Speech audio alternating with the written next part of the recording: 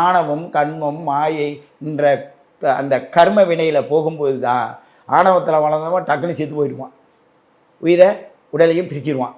அந்த அந்த ஆணவம், கர்மம் இதெல்லாம் புரிஞ்சவன் இருக்கான்ல, அவன் வந்து ஆன்மீகத்தில் புகுந்து தன்னோட உடலையும் உள்ளத்தையும் தானே பக்குவப்படுத்தி வச்சுருப்பான். அதன் மூலமாக போகிறான். இந்த வயசானவங்களாம் பாருங்கள், சின்ன வயசாக இருக்கும்போது ட்ரெஸ்ஸு மேக்கப் போட்டுக்கிட்டு போகிறாங்களா, வயசான காலத்தில் மேக்கப் பண்ணால் ஆமாப்பா வயசான காலத்தில் எங்கப்பா போடுறது ஏன்னு கேட்டால் அங்கே அலுப்பு வந்துடும், அங்கே சோம்பேறித்தனம் வரும்.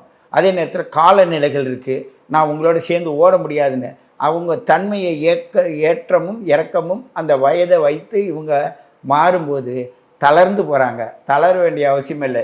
இன்றைக்கி நாட்டை ஆள்ற பெரியவங்கள்லாம் யாருங்க? எல்லாம் வயசானவங்க தானே. அவங்க எப்படி அந்த பக்குவத்தில் இருந்தாங்க? அதனால நாங்கள் ஜாதகத்திலே பார்ப்போம், இளமையிலிருந்து முதுமையை நோக்கி போகிறவங்க, முதுமையிலேருந்து இளமையை நோக்கி வர்றவங்கன்னு நாங்கள் அதுலேயே ஒரு கணிப்பு நம்ம சித்தர்கள் முன்னாடி கண்டுபிடிச்சி தந்திருக்காங்க.